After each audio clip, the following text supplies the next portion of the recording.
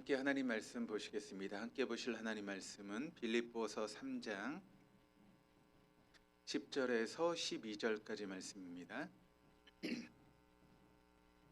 빌립보서 3장 10절에서 12절까지 말씀, 우리 한 목소리로 10절에서 12절까지 말씀 같이 읽겠습니다.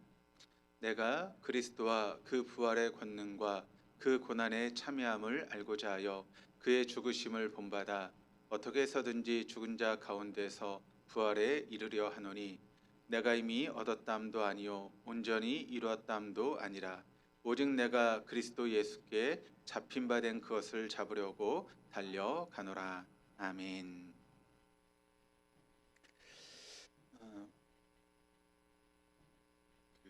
한 해 동안 제가 78회기 그 지방회 회장으로 이제 한 해 동안 했습니다. 어저께 79회기 지방회가 이제 은혜 가운데 맞춰져서 이제 지방회 그 직을 내려놨습니다. 한 해 동안 여러분께서 기도해 주셔서 아무 탈 없이 지방회를 잘 이끌어 왔던 것 같습니다. 기도해 주신 여러분들에게 감사드리고 이제 더 교회에 신경을 쓰고 또 교회를 위해서 계속 일할 수 있도록 계속 저를 위해서 기도해 주시기를 부탁드립니다. 오늘 우리가 보고 있는 이 본문의 말씀을 통해서 사도 바울은 자신이 사로잡혔던 것에 대해서 소개하며 이야기를 하고 있습니다. 잡힌 바 된 것 때문에 바울이 될 수 있었고 평생 신실하게 믿음의 삶을 살아갈 수 있었다라고 하는 것을 사도 바울은 오늘 말씀을 통해서 이야기를 하고 있는데, 먼저 10절 말씀을 통해 사도 바울이 이렇게 고백을 합니다. 내가 그리스도와 그 부활의 권능과 그 고난의 참여함을 알고자 하여 그의 죽으심을 본받아. 사도 바울은 그리스도와 그 부활의 권능과 또 고난의 참여함을 알기를 원한다라고 하는 것을 이야기를 하고 있습니다. 이 부분에 대해서 우리가 지난 이제 수요 시간에 수요예배를 통해서 우리가 지난 시간 말씀을 통해서 그리스도와 그 부활의 권능과 그 고난에 참여하는 것이 무엇인가에 대해서 함께 말씀을 나눴습니다. 이 부분이 지난주에 이제 상세히 살펴봤기 때문에 다시 이제 보진 않겠지만, 그러니까 사도 바울에게 있어서 그리스도, 그러니까 그 그리스도를 알아가는 것이 그에게 있어서 가장 고상한 지식이었다라고 하는 것을 사도 바울은 고백하고 있습니다. 그럼에도 그분을 더 알기 원한다라고 고백하고 있는 것은 그 사도 바울이 주님을 알아가면 알아갈수록 내가 주님을 다 알았다라고 하는 것이 아니라 알아가면 알아갈수록 그 주님을 더 깊이 알게 됐고 또 그 주님의 고상함이 더욱더 빛날 수 있기 때문에 그렇습니다. 그렇기 때문에 여러분, 우리가 신앙생활하면서 그 그리스도를 알아가는 그런 노력들이 우리가 이 땅을 떠나가는 그 순간까지 지속돼야 된다라고 하는 것을 지난 시간 말씀을 드렸죠. 그래서 우리는 끊임없이 말씀을 공부해야 되고 또 그 말씀을 더 깊이 알기 위해서 애를 쓰는 그런 모습들이 우리에게 필요합니다. 왜냐하면 우리가 그리스도를 알아가면 알아갈수록 그 오묘한 진리를 우리가 더 깨닫게 되고 그리스도가 고상하다라고 하는 것을 더 깊이 경험하는 시간이 되어줄 수 있기 때문에 그렇습니다. 그러므로 이 자리에 있는 우리 모두가 그 그리스도를 알아가기 위해서 애를 쓰는 모습이 되어줄 수 있기를 바랍니다. 그것은 내 나이가 이렇게 됐는데 뭐 더 이상 무슨 성경 공부를 해, 그것이 결코 아니다라고 말씀을 드렸죠. 주님께서 우리를 부르시는 그 순간까지 우리는 주님을 더 알기 위해서 애를 써야 되고 그 주님의 그 깊이를 알고 노력하는 그런 부분들이 필요하다는 것입니다. 왜냐하면 우리가 주님을 알아가면 알아갈수록 그 신앙의 또 그 주님의 고상함이 더욱더 우리의 삶 가운데 빛날 수 있는 은혜가 주어질 수 있기 때문에 그렇습니다. 10절 후반절 말씀을 보니까 사도 바울이 이렇게 이야기를 합니다. 그의 죽으심을 본받아라고 그렇게 이야기를 하고 있습니다. 여기 본받다라고 하는 단어를 우리가 보게 되면 헬라어로 심모르피조라고 하는 그런 단어를 쓰고 있는데, 이것은 같은 틀을 갖다라고 하는 그런 모습입니다. 그러니까 이제 좀 겨울이 이제 좀 지나가고 있긴 하지만 이런 겨울하면 뭐가 나오죠? 붕어빵이 나오잖아요. 그렇죠? 붕어빵 좋아하시나요? 예, 붕어빵이 있는데 그 붕어빵에 틀이 있잖아요. 그러면 그 틀에 이제 밀가루를 넣고 이제 팥을 넣고 딱 뚜껑을 닫으면 어떻게 됩니까? 똑같은 붕어빵이 여러분 계속 나오잖아요. 그런 것처럼 그런 의미를 지금 가지고 있는 것입니다. 그러니까 본받다라고 하는 것은 예수 그리스도라고 하는 그런 틀 속에 딱 나를 갖춰서 예수 그리스도와 같은 그런 모양으로 우리가 나타나는 것, 그것이 바로 여기 본받다라고 하는 그런 의미입니다. 그러니까 뭐 그것이 붕어빵이 되었든 뭐 국화빵이 되었든 그 틀 속에 똑같은 모양이 나타나는 것처럼 우리가 예수 그리스도와 똑같은 그런 틀의 모습으로 나타나는 것, 그것을 지금 사도 바울은 이야기하고 있는 것이죠. 바울은 주님의 고난에 참여하는 것의 의미를 아는 것뿐만 아니라 그것을 소망하고 있다라고 그렇게 이야기를 하고 있습니다. 사실 주님과 같은 삶의 틀을 살고 싶었고 자신이 주님의 붕어빵이나 국화빵이 되고 싶었던 그런 모습이 사실 사도 바울에겐 없었죠. 그런데 다메섹 도상의 예수를 만나고 주님께서 그를 찾아오신 그 이후에 그가 주님을 알아가면 알아갈수록 그는 주님을 본받고 싶은 그런 삶을 사도 바울이 추구했고 또 그런 삶을 원했던 것입니다. 주님께서 인류의 죄를 위해서 십자가의 대속의 죽음을 당하시고 그 몸이 3일 만에 찬란하게 부활하셨던 것처럼 자신의 죄된 옛사람을 그리스도와 함께 장사 지내고 또 그리스도께서 주시는 눈부신 부활의 생명을 지니고 계속 성장하고 싶은 그런 마음들이 사도 바울의 마음 가운데 있었다는 것입니다.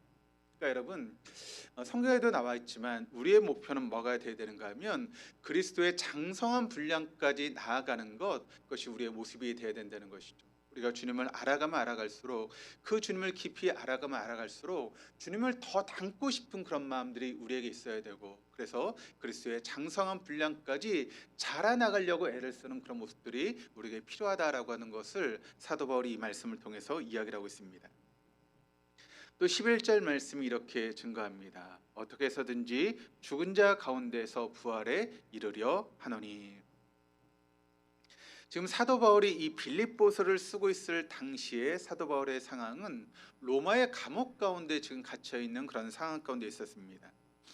그런데 사도 바울이 지금 그 로마의 감옥에서 그의 시선이 지금 머무는 곳은 어디인가 하면 그 감옥에 있는 환경이라든가 또 주변에 있는 그런 여건들을 바라봤던 것이 아니라 그의 시선은 부활의 시선이 머물러 있었다라고 하는 것을 사도 바울이 이 말씀을 통해서 이야기를 하고 있는 것이죠. 부활의 새 생명을 입은 구원의 완성을 사도 바울이 바랄 수 있게 되었다면 그가 그 사도 바울이 주님과 같이 부활의 그와 같은 은혜를 바라볼 수 있었다면 주님과 같이 모욕을 당하고 또 죽음을 당하게 되는 것 같은 고통을 겪는다 할지라도 묵묵히 예수님께서 그 십자가의 길을 걸어가셨던 것처럼 사도 바울 역시도 그 묵묵히 그 고난의 길을, 역경의 길을 걸어갈 수 있는 것 아니겠습니까? 제가 지금 주일에 이제 부활 신앙에 대해서 말씀을 드리는데 초대교회 성도들이 여러분 가진 것도 없고 뭐 능력도 없는 그런 사람들이었지만 여러분 그들을 세상이 감당할 수 없었던 이유는 뭐라고 말씀을 드렸습니까? 그들에게 부활 신앙이 있었기 때문에 그랬다라고 말씀을 드렸죠. 그러니까 하나님께서 그 예수님을 3일 만에 다시 부활하시고 살려주신 것처럼 우리가 이 믿음 가운데 삶을 살아가면 주님께서 우리를 다시 부활의 놀라운 은혜로 함께 하실 것이다 라고 하는 것을 믿었기에 그들은 죽음을 두려워하지 않았다는 것입니다.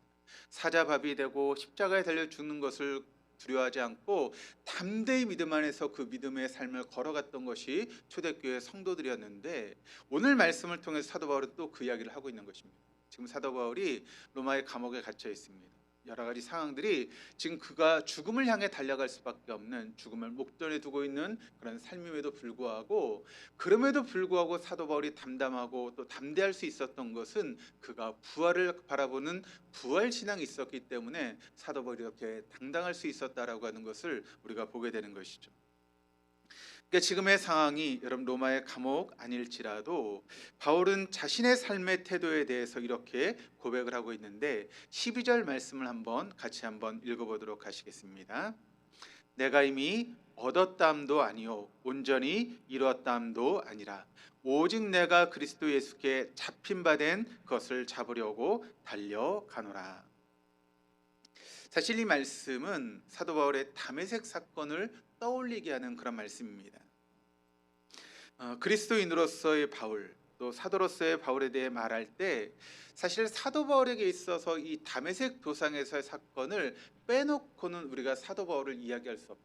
그러니까 우리가 알고 있는 그 사도 바울의 그 모든 출발점은 다메섹 도상에서 빛으로 찾아오신 그 주님과의 만남을 통해서 우리가 알고 있는 사도 바울이 있을 수 있게 되었다는 것입니다. 그리고 그 다메섹 도상에서 그 사건이 바로 우리가 알고 있는 사도 바울을 사도 바울 되게 만들었던 그런 사건이었다라고 우리가 생각할 수 있는 것이죠.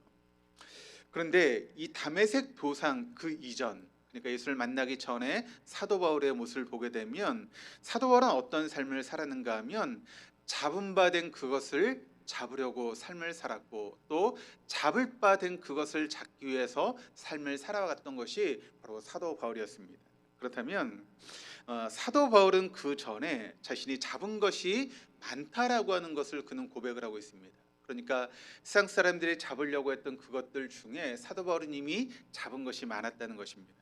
그렇다면 사도 바울이 무엇을 잡았습니까? 우리가 알고 있는 것처럼 사도 바울은 무엇을 잡았는가 하면 태어난 지 8일 만에 할례를 받은 것, 그것은 모든 사람이 잡기를 원했던 것이었는데 이미 사도 바울은 잡았다는 것입니다. 그리고 사도 바울은 베냐민 지파의 정통 유대인이었다라고 하는 것이죠. 그러니까 태어날 때부터 정통 유대인으로서 삶을 살아가고 있는 것, 그것이 바로 사도 바울이 지금 잡은 것입니다. 뿐만 아니라 그가 다소라고 하는 외국에 살고 있음에도 불구하고 유대교식 교육을 받으면서 그는 히브리식 교육을 통해서 히브리 말을 할 줄 아는 그런 사람이었다라고 하는 것이죠. 그것도 유대인의 입장에서 보면 많은 사람이 잡으려고 했던 것인데 이미 사도 바울은 잡고 있었다는 것입니다. 뿐만 아니라 그는 바리새인이었고 또 율법에 대해서 열정을 가지고 있는 그런 사람이었습니다. 그러니까 많은 사람이 잡기를 원했던 그 모든 부러운 대상을 사도 바울이 이미 잡고 있었다라고 하는 것을 사도 바울이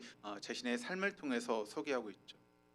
그런데 그렇게 많은 사람이 잡으려고 하는 그 많은 것들, 그런데 이미 사도 바울은 그 모든 것을 잡고 있었는데, 그런데 그런 사도 바울이 다메섹 도상에서 예수님께 잡히고 나니까 그 전에 그가 그렇게 자랑스럽게 생각했던 모든 것들, 태어난 지 8일 만에 할례를 받은 것이나 베냐민 지파로서 정통 유대인으로서 인정을 받는 것이나 또 히브리 말을 할 줄 아는 것, 또 바리새인으로 인정받는 것, 율법에 대한 열정, 그 모든 것들이 주님께서 나를 잡으신 거하고 비교를 해보니까 그것은 아무것도 아니었다.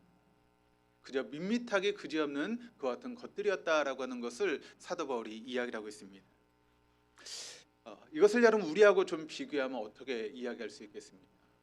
우리가 여러분 이 땅을 살아가면서 잡으려고 하는 것이 많지 않습니까? 여러분 뭘 잡으려고 애를 쓰고 계세요? 어떤 분들은 더 많은 물질을 잡기 위해서 애를 쓰고 노력하는 사람들이 있습니다. 그리고 어떤 분들은 어떤 높은 자리에 올라가는 어떤 능력이나 권세를 잡기 위해서 애를 쓰는 사람들이 있고, 또 어떤 사람들은 자식 교육이라고 하는 그런 부분들, 또 자식의 성공이라고 하는 그런 부분들을 잡기 위해서 애를 쓰는 그런 모습이 있죠. 그러다 보니까 어느 때는 오히려 자식이 우상이 되어버리는 그런 경우들도 얼마나 많이 있습니까? 또 건강을 잡기 위해서 애를 쓰는 사람들도 있고, 그렇게 우리가 이 땅을 살아가면서 내가 정말 저것은 잡고 싶다라고 생각하면서 노력하고 애를 썼던 그런 부분들이 있는데, 그런데 여러분 예수를 만나고 나니까 그 모든 것들이 그저 아무것도 아닌, 정말 그 예수님께 잡힌 것을 우리가 보게 되면 잡히고 나니까 내가 그렇게 추구했던 모든 것들이 아무것도 아니다. 물질도, 또 권세도, 건강도, 자식의 성공도 결국 아무것도 아니다라고 하는 것을 사도 바울이 비로소 깨닫게 되었다는 것입니다. 그래서 그는 지금은 잡힌 바 된 그것을 위해서 달려간다라고 그렇게 사도 바울은 이야기를 하고 있습니다. 바울이 나중에 이제 써서 보낸 편지가 디모데후서라고 하는 그런 편지인데, 거기서 바울은 자신이 과거에 어떤 존재였는지에 대해서 소개하며 이야기를 하고 있는데 이렇게 이야기를 합니다. 내가 전에는 비방자요, 박해자요, 폭행자였으나 도리어 긍휼을 입은 것은 내가 믿지 아니할 때에 알지 못하고 행하였음이라. 그러니까 사도 바울이 다메섹 도상 이전에 자신의 삶에 대해서 이야기를 하는데, 내가 어떤 삶을 살았는가 하면 나는 비방자요, 박해자요, 폭행자였다라고 그렇게 이야기를 하고 있습니다. 그러니까 내가 그리스도의 긍휼을 잊기 전에, 그러니까 주님을 알기 전에, 내가 그렇게 주님을 믿기 전에 내가 이런 삶을 살았고 이렇게 행동하며 삶을 살았다라고 사도 바울이 고백하고 있다는 것이죠. 여기서 비방자라고 하는 것은 무엇입니까? 말씀을 찾아보니까 어, 참, 예, 비방자라고 하는 것을 찾아보니까 이제 이런 표현을 하고 있습니다. 컴퓨터가 말을 안 되네. 비방자라고 하는 것은 어떤 의미를 가지고 있는가 하면 말로 상대를 모독하는 것, 그것이 바로 비방자라고 하는 그런 뜻입니다. 그러니까 이 단어는 이제 주로 어느 때 쓰이는 그런 단어인가 하면 신성 모독을 할 때 쓰이는 단어가 이런 단어라는 것입니다. 그래서 뭐 하나님 있으면 나와보라고 그래, 뭐 내가 하나님이야, 막 그렇게 이야기하는 사람들이 있지 않습니까? 뭐 하나님 믿느니 내 주먹을 믿는다라고 그렇게 이야기할 정도로 그런 말을 쓰는 사람들도 있고, 또 어떤 목사님 보니까 뭐 하나님 까불면 나한테 죽어, 뭐 그런 말을 하는데, 그럴 때 쓰는 단어가 이 비방자라고 하는 그런 단어죠. 바울은 자신의 과거에 하늘 위에서 살았다라고 그렇게 생각을 하고 있었습니다. 그런데 주님을 만나고 보니까 내가 하늘 위에서 살아갔던 삶이 아니라 오히려 하나님을 모독하는 삶을 살았다라고 하는 것을 사도 바울이 깨닫게 되었다는 것입니다. 또 폭행자라고 하는 이 말의 의미는 거만한 태도로 다른 사람들을 학대한다라고 하는 그런 의미로 쓰이고 있는 단어입니다. 그러니까 바울은 자신의 과거를 바라봤더니 얼마나 과거에 예수 그리스도를 믿는 사람들을 거만한 태도로 학대하고 짓눌렀는지를 비로소 예수를 만나고 나서 깨닫게 되었다는 것입니다. 또 박해자라고 하는 이 말의 의미는 달아나는 사람을 따라가서 쓰러뜨리는 사람이라고 하는 그런 뜻을 가지고 있습니다. 그러니까 바울은 자신을 무서워해서 도망가는 사람마저도 그들을 따라가서 폭력을 행사했던 사람이 누구인가 하면 바로 사도 바울이라는 것이죠. 그래서 이 박해자라고 하는 단어의 의미를 보게 되면 12절에 달려가다라고 하는 그런 동사에서 나온 단어가 바로 박해자라고 하는 그런 뜻입니다. 그러니까 다른 사람이, 이제 예수를 믿는 사람이 사도 바울이 그 예수를 믿는 사람을 잡아오고 또 박해하는 것을 알기 때문에 그 사람들이 도망을 갔는데 그 사람들을 쫓아가서 그 사람들을 쓰러뜨리고 잡아오는 그 역할이 바로 사도 바울의 역할이었다라고 하는 것을 말씀하고 있는 것이죠. 실제로 예수를 만나기 전에 사도 바울이 그런 삶을 살고 있었다라고 하는 것은 우리가 잘 알고 있습니다. 그가 다메섹으로 갔던 이유가 마지못해서 그 길을 갔던 것이 아니지 않습니까? 그리고 위에 있는 사람이 사도 바울에게 명령을 했기 때문에 지금 사도 바울이 다메섹을 갔던 것이 아닙니다. 하는 자원에서 대제사장에게 그 예수 그리스도를 믿는 사람들을 잡아올 수 있는 그런 증서를 받아서 그가 의도적으로 다메섹을 향해서 그 사람들을 잡기 위해서 달려갔던 사람이 바로 사도 바울이었습니다. 그리고 그렇게 달려갔을 때 사도 바울의 모습은 살기등등해서 그렇게 예수 믿는 사람들을 잡아오기 위해서 달려갔던 것이죠. 그때는 그렇게 잡은 바 된 그것을 이루는 최고의 삶, 최선의 삶이라고 그렇게 여겼기 때문에, 그리고 예수 믿는 사람들을 잡아오고 박해하고 또 그들을 쓰러뜨린 일에 언제나 최선을 다했던 것이 바로 사도 바울이었습니다. 그런데 어떻게 보면 여러분, 사도 바울은 예수님에게 있어서 또 예수를 믿는 사람들에게 있어서 원수 같은 사람 아닙니까? 예수를 믿는다는 이유 때문에 예수를 믿는 사람들을 잡아오고 또 예수 믿는 사람을 박해하는 것은 결국 예수님에게도 원수가 되는 그런 모습 아니겠습니까? 그런데 그런 예수님에게 원수가 되어지는, 또 예수 믿는 사람들을 박해했던, 어떻게 보면 용서할 수 없었던 그 사도 바울이 예수님을 찾아 나섰던 것이 아니라 예수님께서 사도 바울을 찾아오셨다는 것입니다. 그리고 찾아오신 것도 감사한데 그 사도 바울을 예수님께서 어떻게 하셨습니까? 하나님의 통로로, 하나님의 귀한 사도로 사용하셨다라고 하는 것을 우리는 잘 알고 있습니다.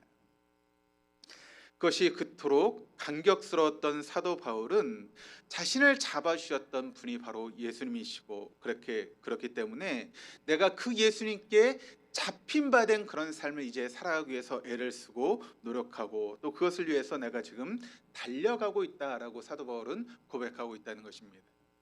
그런데 여러분, 사도 바울만 예수님께서 잡아주셨습니까?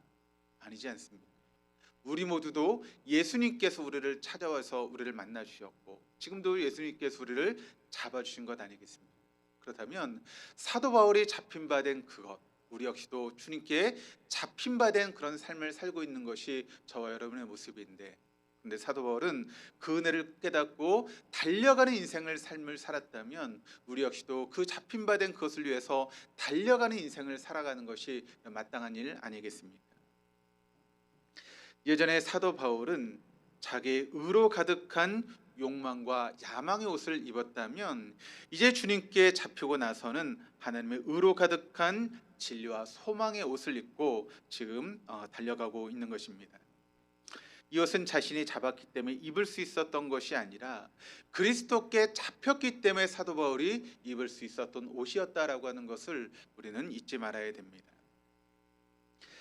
이스라엘의 초대 왕이었던 사울이 있습니다. 우리가 잘 알고 있는 그 사울이 사무엘상 15장 말씀을 보시면 아말렉과의 그런 전쟁의 그런 사건이 나오고 있습니다. 그 아말렉과의 전쟁의 사건, 그러니까 사무엘상 15장에 나오는 그 사건은 사도 바울이 영적으로 곤두박질치는 그런 사건의 계기가 됩니다.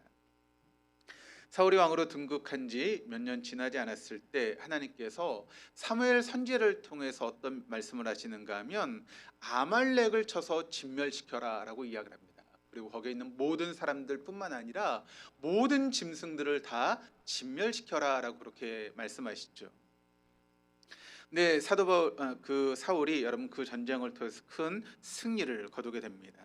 그런데 그때 사울이 그 전쟁을 통해서 아말렉의 왕이었던 아각을 사로잡게 되었고 또 그 이제 아말렉이라고 하는 그런 나라에 있었던 양떼들 또 소떼들 중에서 아름다운 것들, 그러니까 뭐 튼튼하고 보기에 좋은 그런 짐승들을 다 죽이라고 말씀하셨는데 그것을 남겨놓습니다.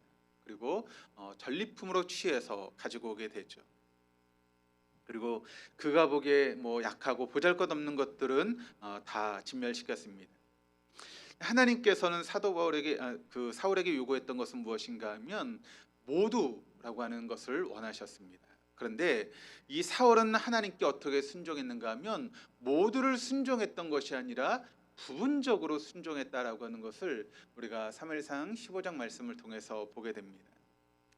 이 일로 하나님은 사울을 왕으로 세우신 것을 후회하셨다라고 성경은 그렇게 이야기를 하고 있습니다. 그리고 사무엘 선지자는 그런 사울을 위해서 밤새도록 기도했습니다. 그러나 사울 왕은 자기를 위해서 기념비를 세울 정도로 전쟁에 승리한 것에 도취되어 있었습니다. 그리고 사무엘을 만났을 때 하나님 명령에 순종해서 승리했다라고 자랑스럽게 이야기하고 있었던 것이 바로 사울의 모습이었습니다. 사무엘 선지자는 하나님께서 아말렉을 모두 진멸시키라고 이야기했는데 지금 내 귀에 들리고 있는 양의 소리와 그 짐승의 소리는 무엇이냐라고 그렇게 반문을 하죠. 그러니까 사울이 하나님께 제사를 드리기 위해서 내가 남겨놨다라고 그렇게 변명을 하지 않습니다. 그때 사무엘 선지자가 했던 이야기가 여러분 어떤 이야기입니까? 우리가 너무나 잘 알고 있는 이야기를 그때 사무엘 선지자가 이야기를 하죠. 순종이 제사보다 낫고 수양의 기름 듣는 것이 수양의 기름보다 낫다라고 하는 그런 유명한 말을 사무엘 선지자가 사울에게 합니다. 우리가 아무리 하나님 앞에 예배를 드리고 하나님 앞에 많은 것을 헌물한다 할지라도 여러분 순종하는 것이 하나님께서 더 기뻐하는 것이라는 것입니다. 주의 말씀을 듣는 것이 어떤 것보다도 하나님께서 귀하게 여기시는 것이다라고 하는 것을 우리는 잊지 말아야 됩니다. 그런데 우리의 삶 가운데 자꾸 우리의 생각으로 순종하지 못하는 그런 모습들이 얼마나 많이 있습니다.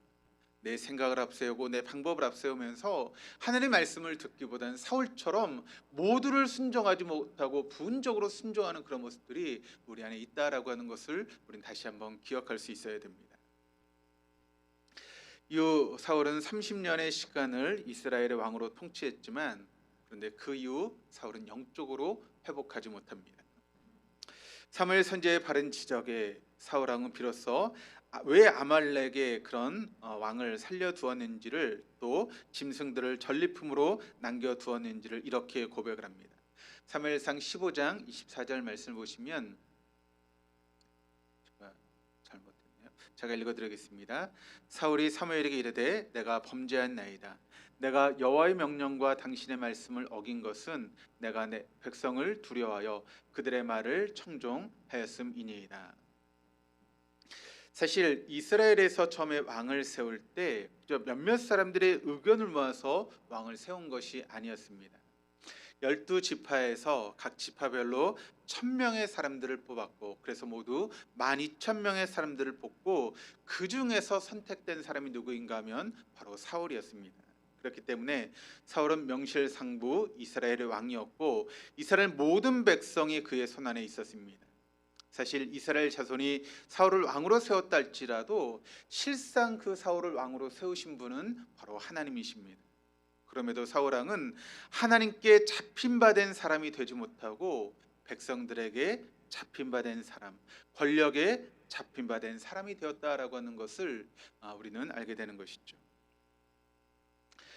또 우리가 또 모세와 아말렉과의 전쟁의 그런 부분도 우리가 알게 되는데,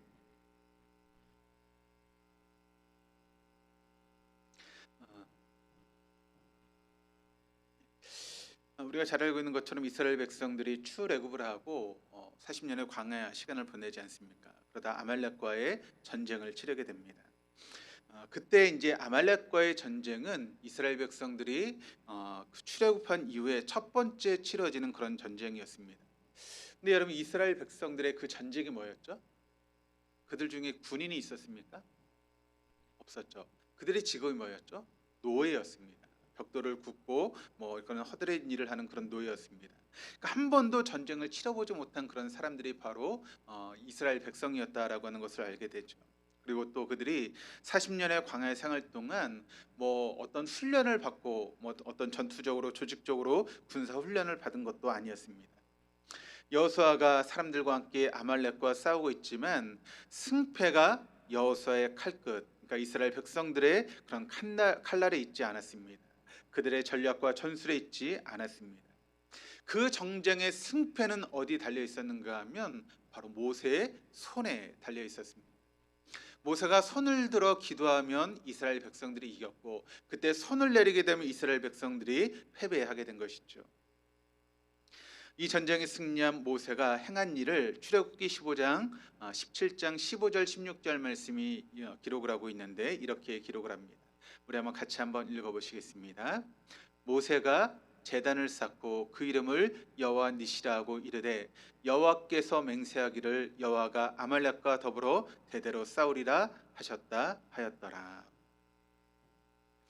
사울 왕은 아말렉과의 전쟁에서 승리를 하고 무엇을 세웠는가 하면 자신을 위해서 기념비를 세웠습니다. 그런데 모세는 아말렉과의 전투를 하고 나서, 승리를 하고 나서 뭐라고 이야기하는가 하면 여호와 니시, 여호와가 나의 깃발이다라고 하는 그런 고백을 했습니다. 모세는 전쟁의 승리가 여호수아 이스라엘 백성들의 손에 있지 않고 하나님의 손에 달려 있다라고 하는 것을 알았기 때문에 그 전쟁 후에 여호와 니시, 여호와는 나의 승리의 깃발이다라고 하는 그런 고백을 한 것이죠. 그러니까 사울 왕은 하나님께 잡힌 것이 아니라 권력에 잡히받는 삶을 살았고, 모세는 하나님께 잡힌 바 된 그런 삶을 살았다라고 하는 것을 우리가 알 수 있게 됩니다. 오늘 말씀을 요약하면 여러분 뭐라고 요약할 수 있겠습니까?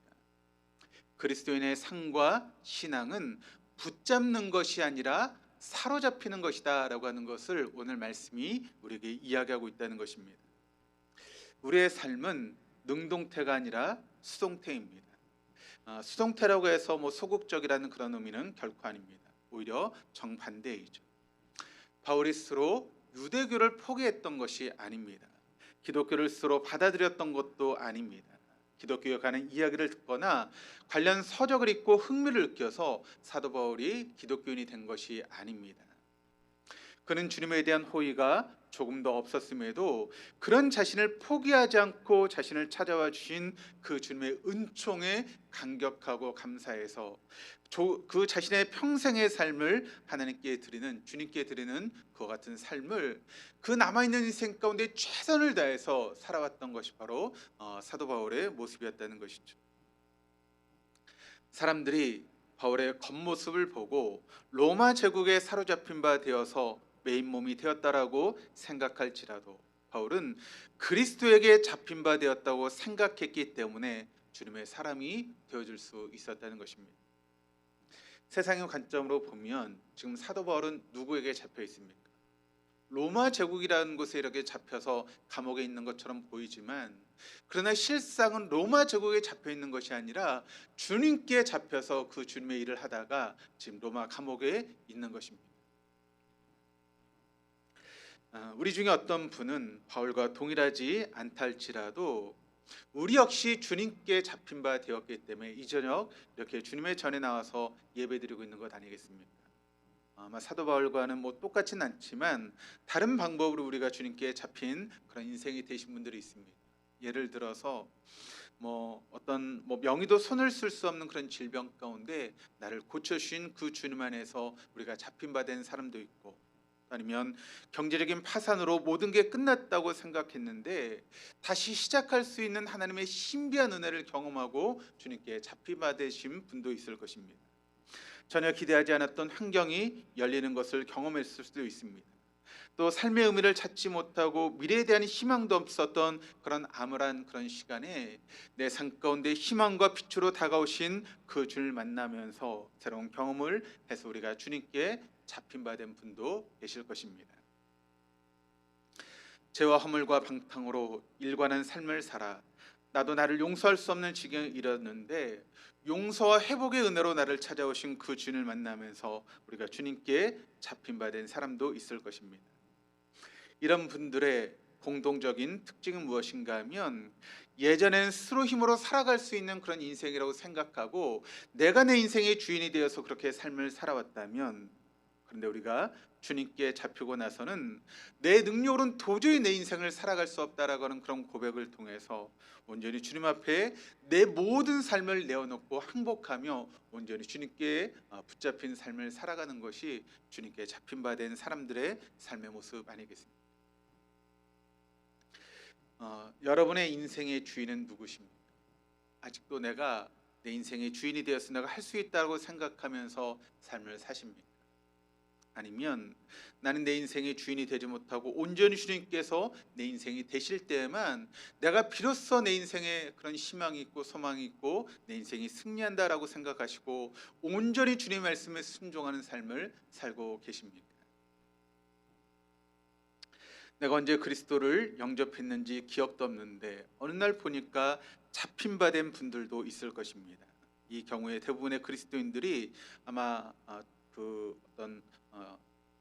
처음부터 이렇게 어린아이 때부터 그렇게 예수님 안에서 자라갔던 그런 분들이겠죠.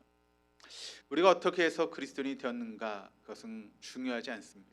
중요한 것은 내가 온전히 주님께 잡혔다라고 하는 그런 인식, 그것이 중요합니다. 우리는 그 잡힌 바 된 그것의 수준에 따라 삶을 살게 되었기 때문에 그렇습니다. 거지 손에 잡힌 바 된 아이는 그 인생은 거지처럼 살아갈 것입니다. 농부나 어부의 손에 잡힌 바 된 아이는 농부나 어부가 될 것입니다. 침팬지의 손에 잡힌 아이는 타잔이 될 것입니다. 그러나 뛰어난 학자나 장인의 손에 잡힌 바 되면 아브라함의 인생을 살 수는 없을 것입니다. 학자와 장인의 수준까지 되기를 요구받기 때문에 그런 것이죠.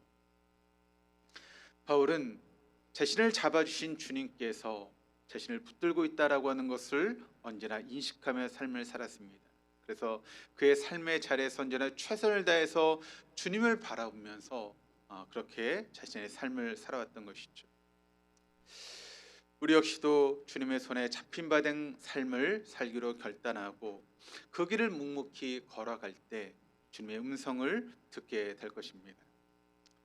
이사야 41장 10절의 말씀, 두려워하지 말라, 내가 너와 함께함이라.